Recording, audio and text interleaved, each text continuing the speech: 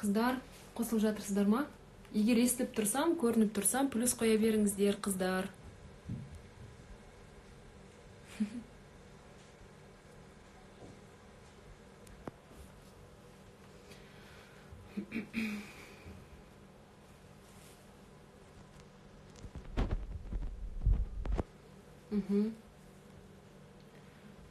Қыздар, бүгінгі марафонға қатысушы қыздар. Қалайсыздар? Естіп тұрсыздар ма мені? Қазір сіздермен бастаймыз прямой эфирді. Марафон жайлы сіздерге айтып беремін барымша. Айтып беремін, сұрақты соңында қойыңыздар, жарай ма? Ойынымнан бөлініп кетпеу үшін. Намазды қалай бастауға болады? Намаз туралы емес, қазіргі прямой ПП марафон жайлы. Бүгін ПП марафонның келесі легі басталды. Сол қатысушы қыздармен тікелей ПП марафон. Негізі бұл ПП марафон сол қыздарға арналған. Қыздар, енді бастай береміз ғой дейм, я? Біздің топтың қыздар негізі біраз болу керек еді, әлі азғантай сияқты, бірақ ақырында бастай берейік, я? Қыздар, біріншіден қош келдіңіздер ПП марафонға. Өздеріңіз ойлаған салмақтарыңызға жетулеріңізге тілектеспін. Әрине бұл үшін екі жақты жұмыс істеуіміз керек, сіздер, біздер болып дегендей. Менің қолымда сиқырлы таяқша жоқ, мен сіздердің қалаған салмақтарыңызды бере салмаймын сіздерге, я? Мен шамам келгенше, білімім жеткенше сіздерге нұсқау көрсетіп, жол көрсетіп, қадағалап, сұрақтарыңызға жауап беріп, сөйтіп жетелеуге тырысамын. Бірақ сіздердің тараптарыңыздан да ответный реакция болу керек, я? Айтқанымды орындап, жалқаулыққа салынбай деген сияқты, көмек керек болса айтып деген сияқты, жасырмай ештеңкені, әсіресе сырғып болса қыздар айтуларыңыз керек. Сондықтан енді екі жақты болып жұмыс жасайық. Марафон сіздер үшін де, мен үшін де өте позитивный, жағымды, приятный болу үшін енді өзіміз ғой настроенияны және топта жасайтын, я? Сондықтан мәдениетті түрде бір-бірімізбен араласып, я, сөйлесіп дегендей, бір-біріміздің құқығымызға кірмей, ренжітпей, бір-бірімізге тіл тигізбей, бәрі сондай жоғары деңгейде мәдениетті түрде болады деген үміттемін, қыздар. Ал енді марафон жайлы айта кетейін, қыздар, я, менен не талап етіледі және сіздерден не талап етіледі.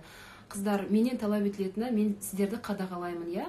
Сұрақтарыңызға жауап беремін. Менюді жібердім, қыздар, тағы да жіберемін, өйткені жаңадан қосылып жатқан қыздар бар. Менюді жіберемін.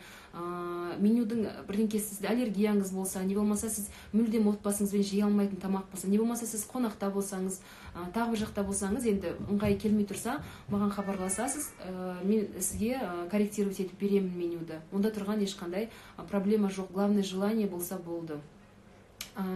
Менюді коррекция жасап беремін. Әрине, қыздар, барынша тездетіп, ертерек айтуға тырысыңыздар. Тура қонақта отырған кезде тура столдың басында емес, кішкентай ертерек айтып, ертерек хабарласып, өйткені интернет бір жерде ұстайды, бір жерде ұстамайды деген сияқты, я? Ыңғайсыз жағдайда болып қалмау үшін. Ол бірақ бас кезінде ғана керек. Ары қарай сіздер біраз уақыттан кейін өздеріңіз уже примерно білетін боласыздар, нені жеуге болады, нені жеуге болмайды.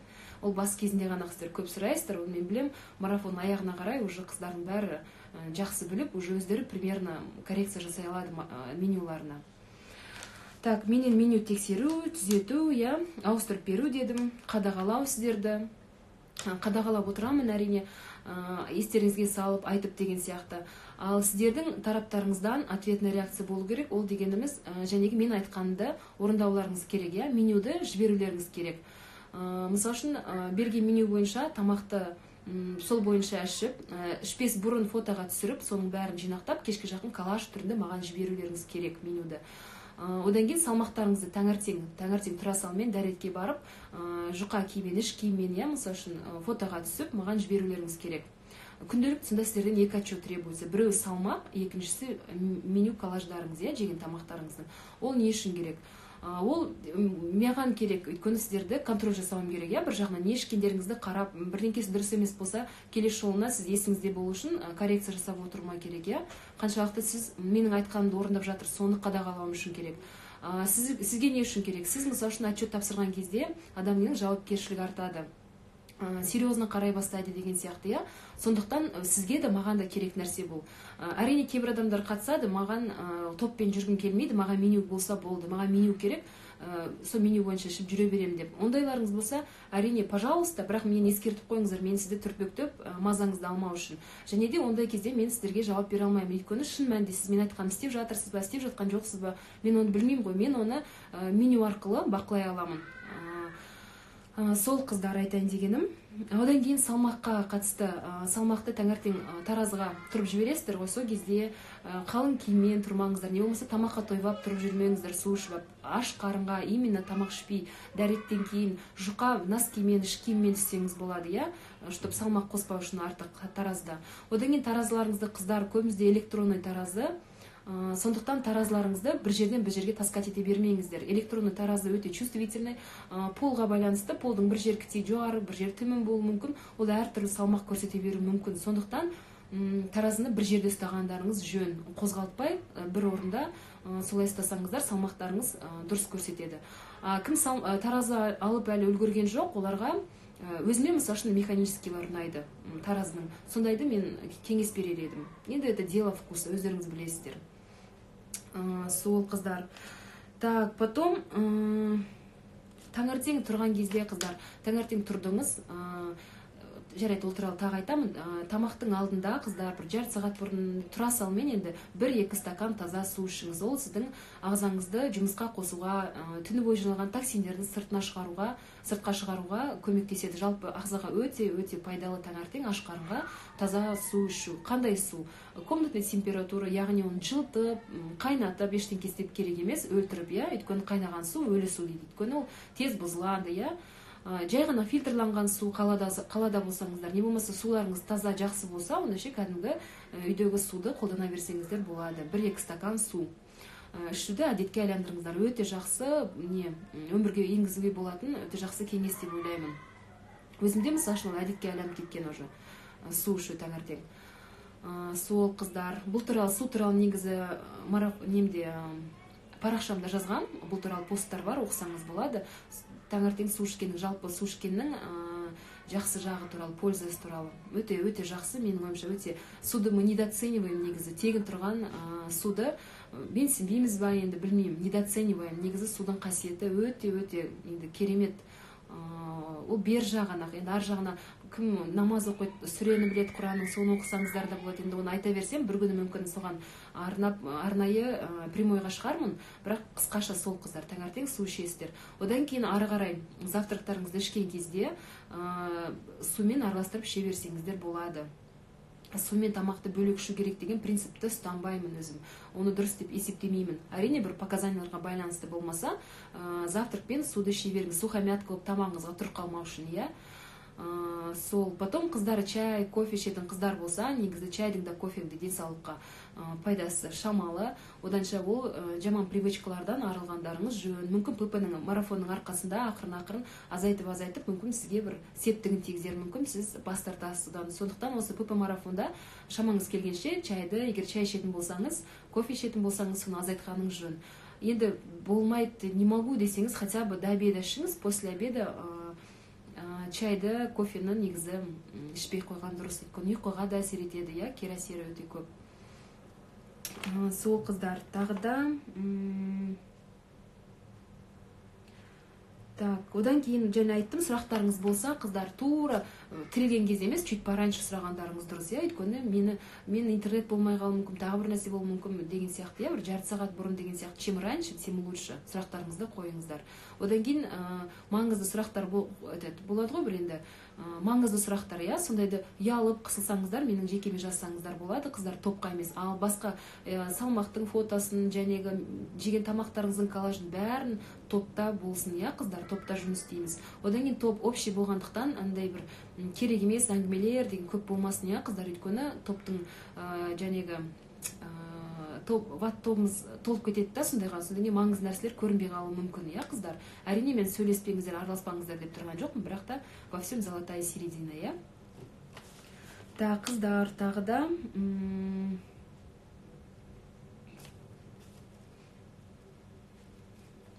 Так, потом қыздар, екіншіден меню бойынша айта кетейін, иә, көбінде қойылатын сұрақтарға байланысты.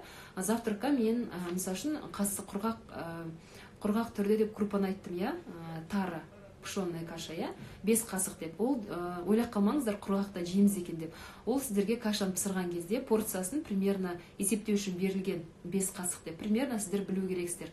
Және сіздер байқаған боларсыздар, иә, кейбір менюға, марафонға қатысқан қыздар, менің марафонда грамм, 150 грамм, 125 грамм, 85 грамм деген недер жоқ, понятиялар жоқ. Мен сіздерге қарапайым түрде, сіздерге ыңғайлы болу үшін, оңай болу үшін осылай ыңғайлы қылып, түсінікті қылып жаздым. Өйткені түсінемін, екінің бірінің үйінде андай таразы жоқ, иә, граммды өлшейтін. Почти ешкімде жоқ десем болады. Енді бір кондитер, кулинар бірдеңке болмаса, бір сондай жұмысымен байланысты болмаса, ешкім ондай үйінде таразы ұстамайтын енді анық.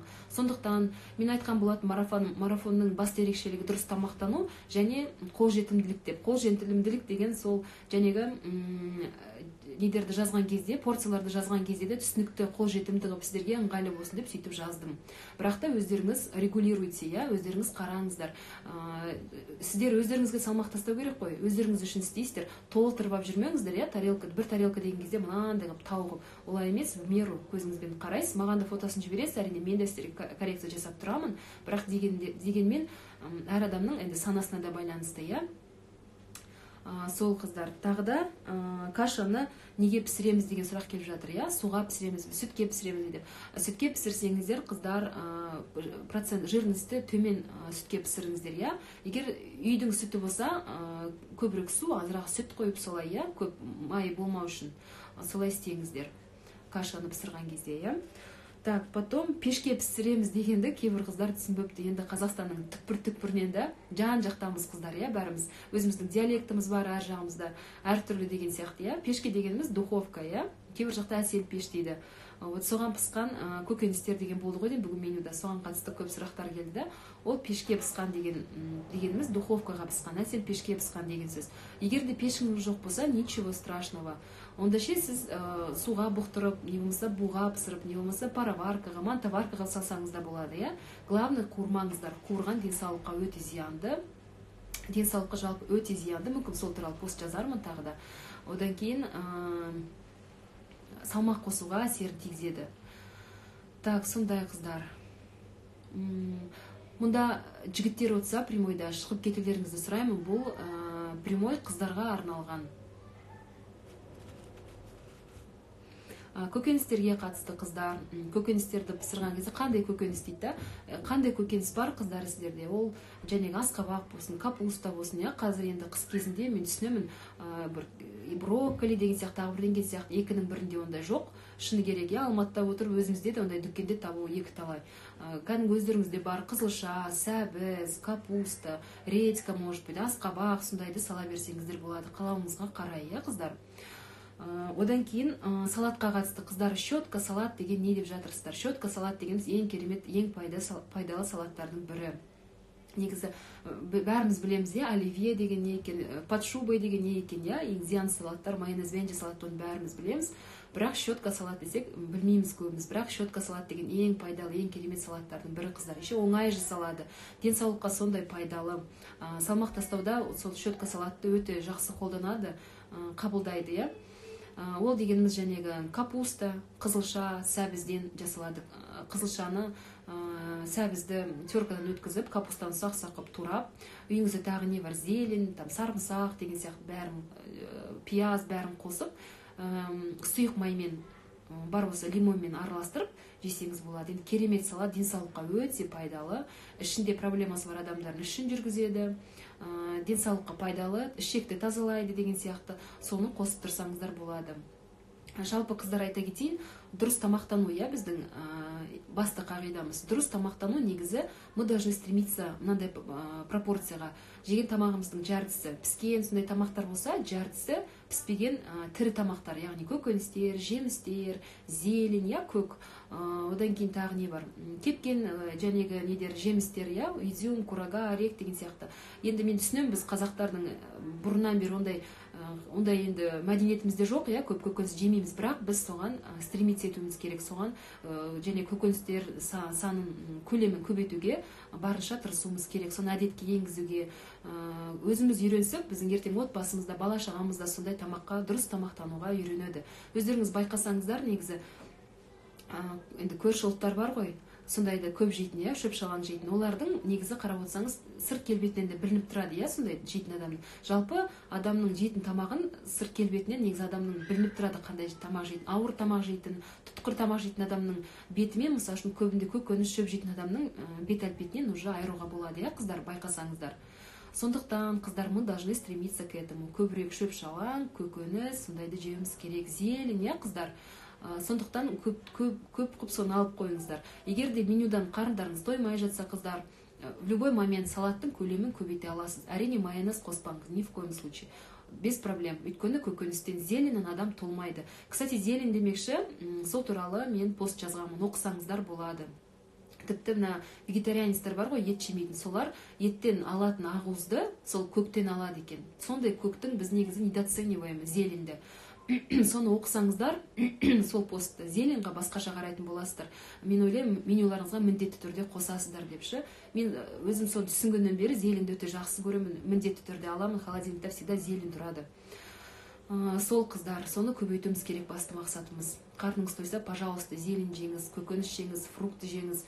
Бірақ та айта кетейін, тәтті, мысалы, алма деген сияқты, апельсин деген сияқты фруктыларды жалпы, иә, түске дейін жақсы болса, түстен кейін көкөніс жеген жақсы. Бірақ ол қатып қалған қағида емес. Жоқ болса, пожалуйста, түстен кейін де жей беріңіз, содан сіз семіріп кетпейсіз. Сол та қыздар. Салатқа қатысты, қыздар, мен менюді разнообразный болу үшін әртүрлі салаттар жаздым, иә. Бірақ та сіздер түсінемін, әркімнің жағдайы әртүрлі. Сондықтан не бар үйіңізде, содан салат жасап жей беріңіз. Не бар қолыңызда, содан. Главное, салат болса болды. Салаттың бәрі ағзаға өте пайдалы. Күнде бір салат жей берсеңіз де, ол ағзаңызға өте пайдалы. Так, одан кейін перекус жайлы айта кетейін. Қыздар, менюді алдыңыздар ғой, менюда 5 уақыт тамақтанамыз, иә. Біздің марафонда аш болып жүру деген жоқ. Или диета емес, тек қана белковый тамақ же, тек қана мынаны же деген ондай емес. Дұрыс тамақтану арқылы. Яғни бұл, қалай айтсам, сіз қиналмай, қарныңыз тойып жүріп, солай салмақ тастау керексіз в идеале. Соған біз тырысуымыз керек, иә, қыздар. Сондықтан таңғы завтрак, түскі тамақ, одан кейін кешкі тамақтың ортасында 2 перекус бар. Завтрак пен түстің ортасында, түс пен ужинның ортасында перекус бар. Перекус не үшін керек, қыздар? Перекус сіз қарныңыз ашып, мысалы үшін түсте тамақтандыңыз, кешке дейін қарныңыз ашып жүріп, тамақты той екі тарелка жеп алмау үшін сізге перекус керек. Ол бір жағынан. Екінші жағынан перекустар адамның обмен веществ дейді ғой, соны, оказывается, ускоряет. Обмен веществ ақырын адамдар толыққа бейім болады, иә? Обмен веществі нормадағы адамдар салмақтары оңайшылықпен қоспайды. Сондықтан обмен веществті біз жүргізуіміз керек, иә, тездетуіміз керек. Көбіміз артық салмағы бар қыздарда, сонымен проблема. Сол үшін де перекус керек, қыздар. Перекус ол полноценный тамақ емес. Оны тойып жеудің керек емес. Ол, мысалы үшін, сіз жұмыс істесеңіз, қыздар, бір алма, мысалы үшін, сәбіз салып алыңыз сумкаңызға. Брус, жәнегі кепкен жемістер, иә, курага, изюм, жаңғақ деген сияқты денсаулығыңызға да полезно. Қиын да емес брус тамақты, бір алманы жей салу, иә, сондай әдетке айландырыңыздар, қыздар. Перекусқа одан кейін не болады, айта кетейін, қыздар, иә, бір болмаса екіншісін ауыстырып жей бергенге сіздерге айран, кефир, айран, йогурт, брус, жәнегі кепкен жемістер, алма, кез келген фрукт, овощ, қыздар, творог, осыларды жесеңіздер болады перекусқа. Разница жоқ, қыздар. Бірі болмаса бірін алмастырып жесеңіздер болады, иә. Таңғы мен түскі ортасындағы перекус болсын, түскі мен кештің ортасында болсын, перекусқа үстіртін қарамаңыздар, ол маңызды, қыздар, сіз үшін. Так, одан кейін су туралы айта кетейін, тағы да, қыздар, иә. Бағана неше түр қыздар хабарласып жатыр да, біреу айтады, мысалы үшін 3 литр су ішкізетін деген сияқты, иә. Не болмаса керісінше су ішпе деп айтатын деп. Ондай диета болмағандықтан, ондай кардинальный болмайды. Мен диетологияны оқығандықтан, о жағынан ізденгендіктен, енді ол грубая ошибка екенін өзім көріп отырмын, көзім жетіп отыр. олай істеуге болмайды қыздар. Суды жалпы примерно 2 литр деп айтады. Ол адамның конституциясына байланысты, бойының ұзындығына, жалпы көп нәрсеге, образ жизни дейді, көп нәрсеге байланысты, денсаулығына да байланысты. Сондықтан шамамен 2 литр деп айтамыз қыздар. Бірақ та жүрегіңіз айнып ішкіңіз келмесе, ішпеңіз, значит сіздің ағзаңызға ол керек емес. Ішкіңіз келгенде ішіп жүріңіз, әдетке айландырыңыз. Шай, тағы басқа напитоктың орнына су ішкен әлде қайда пайдалы қыздар. Кожаңызға болсын, жалпы денсаулығыңызға болсын деген сияқты, суды ішуді әдетке айландырыңыздар жиі-жиі. Өйткені кейбір адамдар болады, ол енді таяқтың екінші ұшы десем болады, олар керісінше су ішпей үйреніп қалған, суды керек қылмайды. Ондай адамдар кей кезде ашпын деп ойлайды да, шын мәнінде оның ағзасы су ішкісі келіп тұр. Ол оны өзі түсінбейді, тамақты жей береді. Негізі просто су ішкісі келіп тұр. Сондықтан қыздар золотая середина тағы айтып отырмын, суды көбірек ішуге тырысыңыздар, бірақ если не хотите, прям жүрегіңіз айнып тұрса, ішпей қойыңыздар. Суды ішкенде де лыпылдатып 1 стакан, 2 стаканды періп алмаңыздар қыздар. Аз-аздан кіти-кіти глоточкпен отырып, байыппен ішіңіз, сонда ол сіздің ағзаңызға дұрыс сіңеді. Туалетке барып төгіп тастамайсыз оны. Аз-аздан бітти-бітти глоточктан сөйтіп ішіңіздер. Тамақтың алдында, тамақтан кейін деп айтпаймын қыздар, как вам удобно. Тамақ барысында ішуге болады, бірақ ол кезде тамақ сухомятка болып, құрғақ болып қалмау үшін, тамақ ары қарай жеңіл өту үшін ішесіздер суды, Сол тамақтардың арасында су ішіп жүруді әдетке айландырыңыз. Негізі байқасаңыздар да, фильмдерде болсын, жалпы даладарда болсын, иностранецтерді қарасаңыздар, дамыған мемлекеттерден келетін адамдар көбінің қолдарында термостары жүреді, Ол бір жағынан қарасаңыз ыңғайлы, экономично, еще денсаулығына да пайдалы. Негізі бұқым дамыған елдерде уже әдетке айланған нәрсе, енді бізге де сол жаңа-жаңа келіп жатыр. Бұны өзіңіздің өміріңізге енгізсеңіз болады, өте жақсы привычка. Так, одан кейін суға қатысты қыздар, кейбір судың дәмін ұнатпаймын дейді, Суға үйрету үшін өзіңізді бүйтсеңіз болады. Лимонды, бұл туралы сторис түсірдім ғой деймін, кіти ғана лимонның бір 6-дан бөлігін ғана шығар енді. Бітсе бір лимонды алып қойсаңыз, сізге 1-2 аптаға жететін шығар. Кіти ғана кусогын алып 1-2 литр суға сығып, ішіне салып жібересіз, қойасыз. Таңертең тұрған кезде ана судың дәмі лимонның суы сияқты дәмі шығып тұрады. Өзі сатады ғой қазір бутылкадағы недер, сулар. Лимонная вода деп тұрады, оқысаңыз ішінде ешқандай лимон жоқ оның, керісінше. Ол сіздің және өзіңіз жасаған суыңыз, ол денсаулыққа да пайдалы, өзіңізге де приятно ішкен лимонный суды, Негізі осындай жақсы әдеттерді өміріңізге енгізген өзіңізге де жақсы, самооценкаңыз өседі деген сияқты, денсаулығыңызға да пайдалы, өзіңізге ухаживать етіп жүресіз деген сияқты, бала-шағаңызға да жақсы үлгі боласыз. Так, енді қыздар спорт жайлы айта кетейін, қыздар қорқып жатыр кейбір. Планка сияқты қиын жаттығулар жасатпайсыз ба деп, мен жасай алмаймын деген сияқты, Қыздар, мен сіздерге айтайын, жалпы әйел адамға планка, пресс деген сияқты жаттығулар ауыр. Негізі денсаулығы өте мықты спортпен айланысқан қыз болмаса, ондай жасап керек емес дейді. Ол соңғы зерттеулердің нәтижесі бойынша матканың төмен түсуіне әсер етеді. Сондықтан қыздар, ондай жаттығу мен бермеймін. Одан кейін тағы бір психологиялық тұрғыдан қарайтын болсақ, мен сіздерге көп қиын жаттығулар беретін болсам, адам оны істемейді. Біраздан кейін істеуі мүмкін, өзін қинап, одан кейін тастап кетеді. Ол понятный нәрсе, ол уже дәлелденген нәрсе. Оңай болған сайын оны өміріңізге енгізу оңайырақ болады сізге. Сондықтан қыздар, мен таңертең айтамын, 5 минут болсын, кәдімгі гимнастика жасаңыздар, неше түрлі мойныңыздан бастап, мойныңыз, иығыңыз, кеудеңіз, аяқ қолыңыз деген сияқты, ұйқыдан оянған кезде өте пайдалы, өйткені қанын жүргізіп, қанды айландыртып, обмен веществ тездетіп деген сияқты, сол жағынан өте пайдалы, ұйқыңызды ашып деген сияқты. Негізі қарап отырсаңыздар, қазақтардан енді білмеймін, енді көп басқа ұлттың адамдары опять-таки, таңертең тұрып сондай бір 3-4-5 минут хотя бы жасауды әдетке айландырған негізі, өздеріңіз білесіздер деп ойлаймын, енді бізге де соны негізі әдетке айландырғанымыз дұрыс. Бәр жағынан, қарасаңыздар қыздар, өте пайдалы, қиын емес қой сол негізі. 5 минут просто қолға алу керек, әдетке енгізу керек. Осы марафон барысында хотя бы соны істесеңіз, ары қарай мүмкін сіз соны әдетке айландырып алып кетесіз қыздар. Әйтпесе ол білесіз пайдалы екен, сөйтіп потом деп жүре береді, уақыттың өткенін байқамайсыз, сөйтіп картиесіз, сонымен уақытыңыз өтеді, Осы марафон барысында сол сізге причина болады, повод болады, соны каким-то образом жақсы қиын емес, оңай осындай әдеттерді өміріңізге енгізіңіз, ары қарай алып кетесіз мүмкін соны әдет қылып. сол қыздар. Одан кейін вакуум жаттығуын беремін, қыздар жасаңыздар деп. Вакуум жаттығуы өте оңай, видеосын мүмкін салам неге және топқа қыздар. Бірақ вакуум жаттығуының противопоказаниялары бар, гинекологиялық аурулар, давление деген сияқты, асқазан аурулары деген сияқты, біраз еттек кір кезінде істеуге болмайды.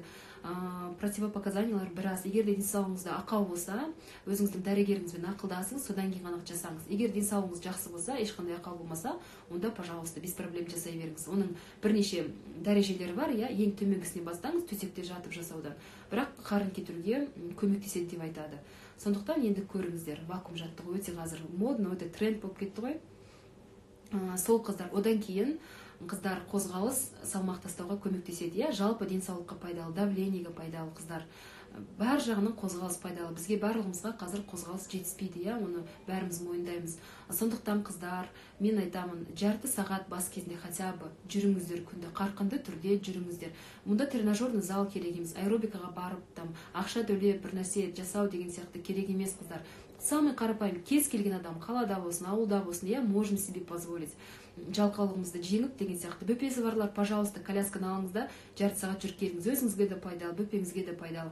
Осыны қыздар жасасаңыздар, өздеріңізге плюс болады, салмақ тастауларыңызға көмектеседі. Жарты сағат ол минимальный қыздар. Мүмкін вообще 1 сағат жүрсеңіздер де жақсы. Қателеспесем 400 килокалорий тастайсыздар. Ол өте жақсы. Спортзалда заниматься еткенмен почти барабар. Одан кейін жүрудің қасиеті енді плюстар өте көп қыздар. Қазір дамыған мемлекеттерде бұрын мысалы үшін жүгіру мода болса, тренд болса, қазір жүру тренд айналды. Өйткені жүгіру деген сияқты, осындай аэробика сияқты, фитнес сияқты, тяжелая атлетика, ауыр темірлерді көтеретін спорттың түрлері денсаулыққа кері әсерін тигізетіні дәлелденген. Ал жүру деген ол физиологичный, ол табиғи, бәріміз жүреміз. Ол денсаулыққа кері әсерін тигізбейді. Сондықтан жүгірген кезде, мысалы үшін сіздерде артық салмақ бар. Сүйектеріңізден түк қалмайды. Жүгірген кезде сіздің салмағыңыз 5-6 есе, одан көп болмаса көбейеді. Мысалы үшін сіз 100 килограмм болсаңыз, сіз жүгірген кезде 500-600 килограмм болып, ойлаңыз сіздің жәнегі тізеңіздің сүйегіне қандай нагрузка келеді, елестете беріңіз, омыртқа сүйектеріңізге қандай нагрузка келеді. Ол қазір білмеу мүмкін, біраз уақыттан кейін сүйектеріңіз ауырып, неше түрлі аурулар бар ғой, сүйек аурулары, соған әкелуі мүмкін. Сол сауатсыздықтың арқасында көп қыздар негізі арықтаймыз дейді, жүгіреді, скакалкамен секіреді, аэробикаға барады. Енді ондай артық салмақпен вообще қыздар не стоит. Ол жәнегі тренерлер неше түрлі ауыр жаттығуларды береді. Ондай салмақпен вообще не советую қыздар. Бірінші салмақтарыңызды түсіріңіздер, одан кейін аэробикаға барасыз ба, тағы басқа бірдеңеге барасыз ба, пожалуйста. Просто жүріңіздер. Самый физиологичный, самый табиғи, ешқандай денсаулыққа кері әсер тимейді. Қарқынды түрде жүріңіз, пожалуйста. Кез келген жасқа болады, кез келген тұратын жерде бәріне доступный. Және тағы да айтып өткендей, қолжетімді, қыздар. Сол айтайын дегенім спортқа байланысты қыздар. Қазір тағы айтайын дегенім қыздар. Енді жәнегі топты туралы айтайын. Біздің жәнегі ортақ чатымыз бар ғой қыздар, Бұл чатта қыздар өтініш сіздерге мәдениетті сақтаңыздар, бір-біріңізді ренжітпей, ауыр сөз айтпай, намысын айтетін сөз айтпай дегенде, мәдениетті түрде бәрі өтуін қалаймын. Сіздерді солай шығар. Өйткені мына топқа кірген кезде бәріміздің настроениеміз көтерілетіндей, бір приятный эмоция алатындай, позитивный болатындай, сондай жәнегі атмосфераны сақтай қол сізбен бізге байланысты, Егер сұрақтарыңыз болса қоясыздар, оған жауап беремін. Бір-бірлеріңізді ренжітпеңіздер, реклама деген сияқты немесе саяси тапреңкелерді қоспаңыздар топқа. Бұл тек қана осы марафонға қатысты топ, қыздар, біріңге салаларыңыз келсе, на крайняк менен разрешение сұраңыздар. Егер де бір нәрсе айтуға ұялсаңыздар, қысылсаңыздар, маған жекеме жазсаңыздар болады. Одан кейін қыздар, сіздер жәнегі коллажды міндетті түрде жіберу керексіздер, салмақты жіберу керексіздер. Егер де сіздер себепсіз жібермесеңіздер, екі рет мен сіздерге ескерту беремін, одан кейін сізді мен топтан шығара аламын. Ондай болмау үшін қыздар, егер де сіз қонақта болып тағы бір нәрсе болып еді, әртүрлі жағдай болады ғой өмірде, ондай болып жатса, маған жекеме жазып ескертіңіздер. Только жекеме жазып айтыңыздар қыздар, жарай ма? Ол мен сіздерді қадағалау үшін керек. Онсыз болмайды қыздар енді. Одан кейін так. Сол қыздар енді тағы айтайын дегенім. Одан кейін қыздар қазір жазып алып едім, чтобы ойымды шашырап кетпеу үшін. Одан кейін қыздар лайфхактар бар. Сіздерге айтайын, салмақ тастауға қатысты өте керемет секретики, бұрынғы тілмен айтқан қазіргі тілмен лайфхактар, Қыздар тамақ көп ішпеу үшін көк тарелка сатып алсаңыздар болады. Өзіңізге арнап көк тарелка, көк цвет, не болмаса қара, не болмаса темно қоңыр, сондай тәбетті оятпайтын цветтер болады ғой. Сондай цветтерден тамақ ішсеңіздер, ол мына миға әсер етеді екен. Яғни сіздің тәбетіңіздің ашылмауына, қомағайланбауыңызға өзінің септігін тигізеді екен. Сондықтан мүмкіншіліктеріңіз болса, не болмаса үйде жатқан тарелкаңыз болса, сондай соны қолдансаңыз болады өзіңізге арнап. Мүмкіншілігіңіз болса, тіпті сатып алсаңыз болады. Мен өзім сатып алайын деген, бірақ балалармен көп далаға шыға алмаймын, ұсақ баламен. Қараған болдым, бірақ таба алмадым. Әйтпесе сіздерге көрсетуші едім. Көкпеңбек, қоңыр, қара, сондай неаппетитті цветтерден тарелка, сондай нәрсе сатып алыңыздар да, сонымен тамақтануға тырысыңыздар. Одан кейін қыздар, марафон басталды ғой, міне жаңа ғана, енді ертең басталады. Ниет етіп, бүгін өстіп 21 күн бойы дұрыстап тамақтанам, дұрыс, бәріміз ойлаймыз ғой, негізі дұрыстап өмір сүргім келеді деп. Бірақ откладываем, осы енді хороший шанс өміріңізді бір өзгерту енгізіп, бір жаңадан бастауға, ертең как раз дүйсенбі, ертең бастаңыздар. Соған ниет етіп, бүгін дұрыстап ванныйға түсесіз бе, моншаға түсесіз бе, дұрыстап жуынып, шайынып, сондай жақсы ниетпен бастасаңыз болады. Бұл енді тоже міндетті түрде емес, бірақ психологиялық жағынан ол сізге көмектеседі, дұрыс настройка жасағаныңызға, миыңызға. Одан кейін тағы бір лайфхак, қыздар. 3 лайфхак айтам, және біріншісі тарелка болды, екіншісі жуыну болды, баня или ванна сияқты, Үшіншісі, қыздар, ол жәнегі марафон барысында үстілеріңізге жабысқан киім киіп жүріңіздер. Мысалы үшін лосин сияқты, үстілеріңізге жабысқан футболка. Ол да сізге передать етпеуге көмектеседі, артық тамақ ішпеуге. Және де майыңыздың кеткенін өзіңіз бақылап жүресіз, қыздар. Сондықтан сондай киім киіп жүруге тырысыңыздар. Бұл да енді міндетті емес, бірақ та кейбір қыздар бар, бәрін по максимум істейді. Сондай қыздарға жақсы құрал болады. Жабысып тұратын киім киіп алыңыздар, қыздар. Егер де ата-енеңізбен тұрып олай жүре алмаймын десеңіздер, хотя бы халаттың ішінен киіп алсаңыздар да болады, Өзіңізге айнаға қараған кезде өзіңіз байқайсыз да, салмақ тастап, объемдарыңыз кетіп жатқан. Бұл сізге ары қарай да мотивация болады, қыздар. Сол, қыздар, осы лайфхакты, 3 лайфхак айтайын дегенім. Одан кейін қыздар,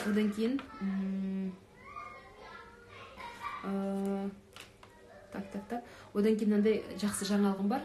Қыздар, осы марафоннан белсенді болған араларыңызда бір қызға, мүмкін 2 қызға, өйткені 2 топ бар, 2 қызға или 1 қызға, 2 қызға, скорее всего, өзіңіз сыйлығым бар. Ең белсенді болған, айтқанымды кетпей орындаған, талаптарыма жауапкершілікпен қараған қызға өзімнің марафон аяғында дайындаған сыйлығым бар. Егер де сіз Алматыда тұрмасаңыз, мен салып жіберемін почтамен. Алдыңғы марафонда да сондай қыздар болды. Бір қыз ұтып алды, айтқанымды кетпей орындайды. Сондай бір болады ғой адамдар. Енді 100% шығар айтқанымды болмай, бір кесіп звондап, жазып, хабарласып, жекемен сөйтіп тұратын қыз болды. Жауапкершілікпен қарады, өте пысық қыз сондай. Сол қызға сыйлығымды алып жібердім. Бірақ енді ол қыз айтып отыр, мен сыйлық үшін қатысқан жоқпын деп, өзім үшін деп. Бірақ дегенмен де, сіздерге просто өзім приятно жасағым келеді бір жағынан, екінші жағынан сіздерге де бір стимул болсын, қыздар. Әрине, каждый өз үшін жасау керек, бірақ дегенмен де солай істегім келіп тұр. 2 қызға, 2 топтан бір қызға, яғни марафон аяғында қарап, өзім таңдап аламын, соған сыйлығымды жіберемін. Қандай сыйлық екенін білмеймін, бірақ ол косметика болмайды. Косметиканы әркімнің цветотипі әртүрлі, біреуге жағатын, біреуге жақпайды деген сияқты, сондықтан мен косметиканы жібермеймін. Көремін. Мысалы үшін алдыңғы марафонда қызға Кимикстан жақсы сапалы зонтик жібердім. Сыйлық болғаннан кейін бір есте қалатындай сапалысын жібергім келді. Сондықтан зонтик жібердім. Жақсы магазиннен алып сапалысын, сондай көңілмен шыққан бір сондайын таңдап алдым. Сіздерге де ең белсенді 2 қызға өзім білмеймін әзірге не екен, бірақ бір жақсы сапалы, сондай жақсы бір нәрсе жіберуге тырысамын, қыздар. Вот сондай жақсы жаңалық. Сондықтан тырысыңыз, қыздар, Тағы айта кетейін, қыздар, алдыңғы марафонда әртүрлі жастағы қыздар болды да, жас қыздар болды, жас үлкен қыздар болды. Просто мұнда да бізде әйел адамдар бар, жас үлкен кісілер, алдыңғы марафонда да болған. Негізі жас, это не помеха, соны айтқым келіп отыр, қыздар, өйткені кейбір адамдар енді қысылады, ойлайды, жасым үлкен деп, олай емес. Алдыңғы марафоннан қыздар отырған шығар, олар біледі, арамызда үлкен кісілер болды. Енді сондай активно қатысты, енді ол кісілер тоже молодцы. Прям сондай риза болдым ол кісілерге. Командировкаға кеткен кезде хабарласып тұрып, осындай тамақ бар, не істесем болады деп, сондай үлкен жауапкершілікпен қарады. Артынан ол кісі айтты, оказывается, ол кісі бәстескен екен біреумен, осындай салмаққа түсем деп. Сондықтан қыздар енді жасқа там ештеңеге қарамай, давайте бәріңіз белсенді түрде қатысыңыздар. Сол үшін ақша төледіңіздер, иә қыздар, бірдеңе өзгертейік деп. Енді сіздерге де байланысты. Негізі 3000 теңге кейбір айтады қымбат емес пе деп. Қыздар, мен өзім ойлаймын қымбат емес деп. Өйткені кейбіреуге мысалы 10 000 теңге қымбат емес, кейбіреуге 1000 теңге қымбат, иә, бәрі относительно, бәрі салыстырмалы түрде. Бірақ мен өзім дайындалғанымды, қанша уақыт кетіргенімді, қанша ізденгенімді білемін, алған білімім бар. Сондықтан мен бұл бағаға тұратын марафон деп ойлаймын. Сондықтан енді қыздар, ақша төлегеннен кейін давайте барлықтарыңыз, мен алған ақшамның халал болғанын қалаймын, иә, берекелі болғанын қалаймын. Сондықтан сол ақшаға тұрарлық сіздерге қызмет еткім келеді. Ниетім сондай қыздар. Сіздер де бұл марафоннан өздеріңізге пайдалы ақпарат алсаңыздар, бір нәрсені өмірлеріңе енгізсеңіздер, үйренсеңіздер деп өзім Алла тағаладан сұрадым, сондай дұға жасадым. Сондықтан қыздар, жақсы ниетпен бастайық, барлығымыз екі жақты болып жұмыс жасайық. Бірдеңелеріңіз болмай жатса хабарласыңыздар. Мен сіздерге көмектесуге әрқашан дайынмын, иә. Сөйтіп екі жақты жұмыс жасайық қыздар. Тағы да не айтайын деп едім қыздар, тағы айтайын деп тұр едім. Одан кейін тағы да өстіп вебинарға шығып тұрам қыздар, тағы да беретін ақпараттарым бар, тағы да беретін тапсырмаларым бар, бірақ та оның бары сіздер үшін көп болып келеді. Сондықтан мен сіздерге бүгін осынша ғана ақпаратты бердім, үстірт түрде өзім ойлаймын, ең керектісін, ең бастысын, иә қыздар. Тағы сұрақтарыңыз болса топқа қоясыздар, иә. Бірақ та сіздерге бүгін задача қыздар, задание фотоға түсулеріңіз керек. Любой марафонда до и после деген фотоға түседі, иә қыздар. Фотоларыңызға түсіп, ертең кешке дейін маған барлықтарыңыз жіберулеріңіз керек. Және отзывтар жіберген кезде болды ғой, қыздардың тура түскен фотосы, қырынан түскен фотосы, иә, потом артынан түскен фотосы қыздар. Сондай 3 фото жіберулеріңіз керек. Ол желательно бір қашықтықта, бір ракурс, қашықтықта, бір жерде сол бір киіммен болған дұрыс. Жабыстыратын киім, қыздар, майларыңыз көрініп тұр үшін, иә. Өйткені біздің алдыңғы марафонда қыздар болды, бір қыз сөйтіп жібермепті да, жақсы салмақ тастады. Потом фотоңыз жіберіңізші десем, фото жібермеген. Сөйтіп өзі де өкініп қалды, түсуім керек еді деп, ұмытып кетіппін деп. Оны мен де байқамай қалғам.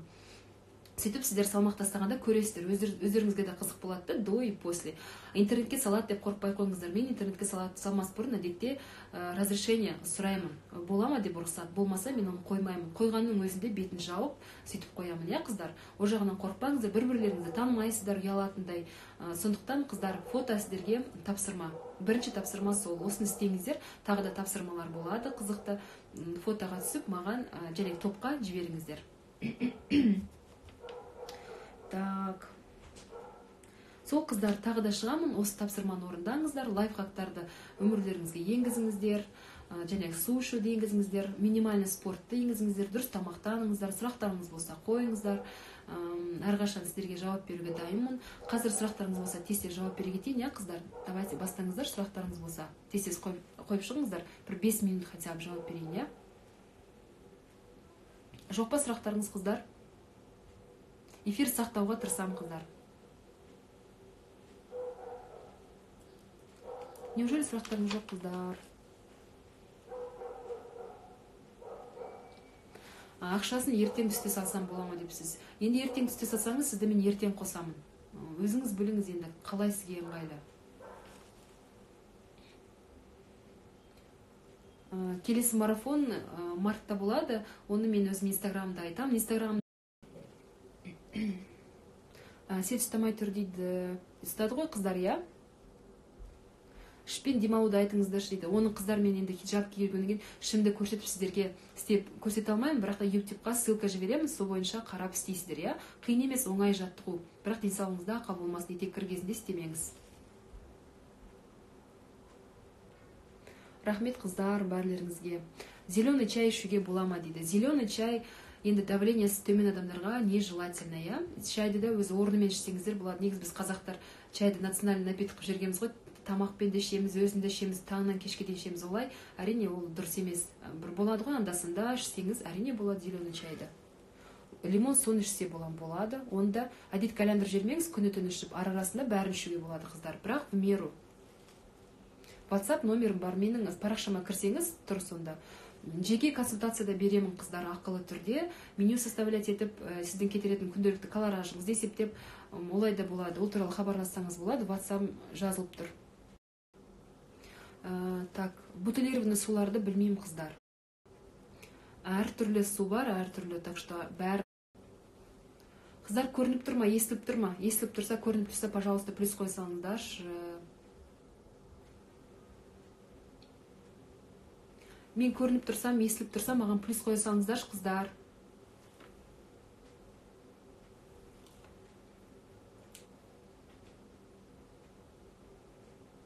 Все, естіліп тұр, я? Жақсы, жақсы, рахмет, қыздар, рахмет. Қатып тұр дейді, я, енді интернет білесіздер ғой, кешке жақын бәрі интернетте отырады, содан кейін шығар. Мен мүлдем ет жемеймін, накарачкада жемеймін, не істесем дейді. Енді қалай сіз ет жемейсіз? Етсіз болмайды ғой, әлі вегетарианецсіз ба? Онда ше, онда оның жөні басқа, онда сізге зелень жеу керек, тағы басқа өзінің недері бар, жәнегі көкөністер, солармен алмастыру керек. Так. Неге ПП-ны бұзсақ 2-3 килограмм сразу қосып аламыз дейді. ПП деген әртүрлі болады, қыздар, я? ПП деген әртүрлі болады. Кейбіреудікі вообще өте колоражы өте төмен, өте ашығып жүреді да, енді қыздар тастағаннан кейін прям набрасывается тамаққа. Енді мен өзімнің ПП-мді дұрыс тамақтануға негіздедім да, колоражын қатты түсірмеймін. Мысал үшін норма 2000 болса, 2000-нан біраз ғана түсіремін да, адам қатты ашықпау үшін. Одан кейін дұрыс тамақтануға негізделеді, я? Дұрыс тамақтануға негізделгендіктен сіз марафон біткеннен кейін де сол принцип бойынша тамақ ішсеңіз, салмағыңыз резко көтерілмейді. Соны өміріңізге енгізіңіз. Сіз енді мынандай салмақты, артық салмақты қалай набирать етіп алыңыз? Дұрыс тамақ ішпегеннің арқасында, я? Марафоннан кейін қайтадан бұрынғы әдетіңізге салып, тамақты опырып жесеңіз, естественно, сіз салмағыңызды қосасыз. Сіз бұны өміріңізге енгізу керексіз, дұрыс тамақтануды. Бұл диета емес қой, сіз кефирмен алма ғанақ жеп, ары қарай мен бұны жей алмаймын дей алмайсыз ғой. Осылай дұрыстап тамақтаныңыз, болды, әдетке айландырыңыз осыны. Так, манный каша туралы сұрады, қыздар. Манный каша болмайды, оның ішінде витамин жоқ. Негізі бұрынғы поколениенің адамдары манный кашаны жақсы көреді ғой, біз кезімізде жейтін, садикте жейтінбіз деп. Негізі манный кашаның ішінде почти что витамин жоқ. Ең бесполезный каша манный каша. Так что балаларыңызға бермей қойсаңыздар да болады. Гречканы айранға жібітіп жеп жүрген бола ма? Конечно, болады. Вообще керемет, жей алсаңыз. Өйткені піспеген витаминдер көбірек, вообще супер. Так, гречка кашаларды майға или суға пісіреміз дейді. Суға пісіресіз, бірақ сүтпен арастырып жесеңіз де болады. Аздап сүт қоссаңыз болады, жирности төмен. Ничего страшного, одан семіріп кетпейсіз. Ішті қалай кетіруге болады, ең дұрысы. Ішті қалай кетіру, қыздар, негізі бір жері ғана адамның кет қалмайды. Іші, не болмаса аяғы деген сияқты, я? Адамның денесіне байланысты. Генетически біреудің фигурасы алма, біреудің алмұрт деген сияқты бөлінеді ғой. Соған байланысты сіз салмақ тастаған кезде равномерно салмақ тастайсыз. Бір жеріңіз кет қалмайды. Және вакуум жаттығу іштегі прессті просто қатайтады, я? Сол үшін ғана. Атак тамақтану арқылы, спорт арқылы бір жерді кесіп тастаған сияқты жоқ қылу мүмкін емес, қыздар. Салмақ тастаған кезде бәрі равномерно ариды. Пшеноны суға пісірем бе, сүтпен бе дейді. Және ол туралы айтқам, қыздар, суға пісірсеңіз, сүтке пісірсеңіз де болады. Капуста жей алмаймын дейді. Енді капуста жей алмасаңыз басқасын жеңіз, және қызылша бар, сәбіз бар деген сияқты. Бірақ қыздар негізі жей алмасаңыздар, соны ақырын-ақырын аз-аздан болсын менюңызға енгізіп, соны жеп үйренгеніңіз дұрыс. Өйткені ол дұрыс тамақ, я, қыздар. Ертең ораза ұстаса бола ма дейді. Әрине болады. Оразаны ұстай беріңіз, оразаңыз бүрсігін марафонға меню бойынша тамақтана бересіз. Оразада ауыз ашқан кезде қараңыз, ушында не жазып тұр, сол сияқты жеңіл тамақтар ішіңіз. Жеңіл болғанда пайдалы тамақтар ішіңіз. Оразаны ұстап, ыңғайлы, жаман тамақтарды, қуырылған тамақ жеп, керісінше денсаулығыңызға кері әсер тиіп жүрмесін. Картоп болмайды, я дейді. Картоп әрине, қыздар. Картоп тем более жареный, білесіздер, я, ол өте калорийный, денсаулыққа кері әсері көп. Пюре ретінде арасында болады, қыздар. Или пешке пісқанды, буға піскенді. Менде грыжа көп жүруге болмайды. Сізде грыжа болса, онда ше көп жүрмеңіз. Әрине, денсаулығыңызға келмесе, әрине. Вместо капусты можно пекить? Конечно, можно. Можно. Так, қандай, қыздар?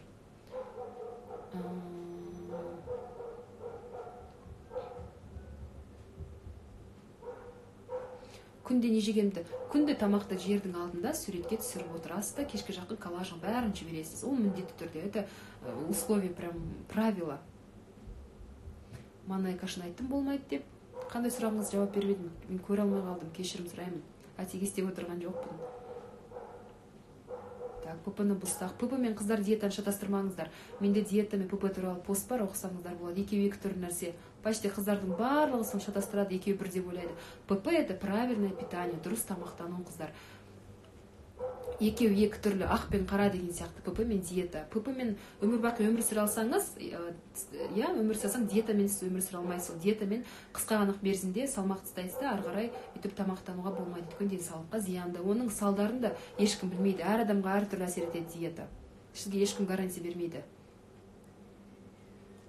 Так, ет жеп негізі үйрену керек қыздар. Етте өте көп витаминдер бар. Тем более біздің генетически ата-бабамыз ет жеген, бізге ет өте жағады.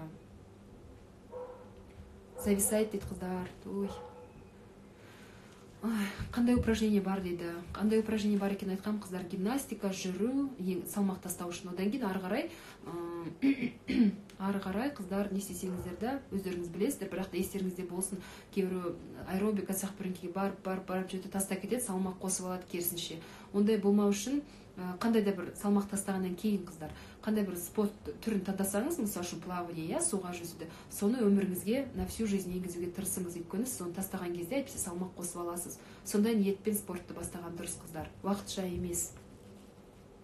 Грудканың орнына окорочка асып жеуге бола ма дейді. Болады қыздар, оның окорочканың майлылығы кете жоғары, енді жоқ болса болады, және терісін алып тастаңыз, иә.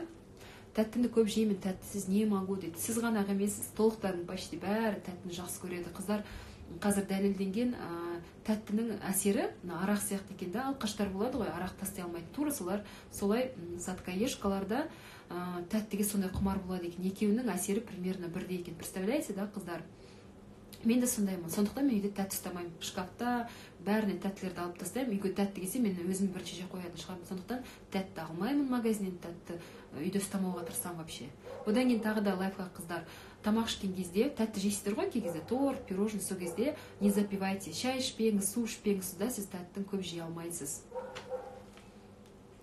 Таңертең ыстық қайнаған су ішкен дұрыс па? Диетологияның пікірі бойынша дұрыс емес. Өйткені ыстық нәрсе денсаулыққа, тамаққа зиянды. Так, ішті қалай кетіруге болады туралы айттым. Мед пен шай ішуге бола ма? Қыздар, мед деген өте қызықты, керемет тема, өте терең тема. Мед өте пайдалы. Әсіресе таңертең суға езіп ішкен, бірақ ыстыққа емес, ыстыққа салғанда ішіндегі пайдалы заттарының тең жартысы ма, одан көбі ма білмеймін енді, жойылып кетеді.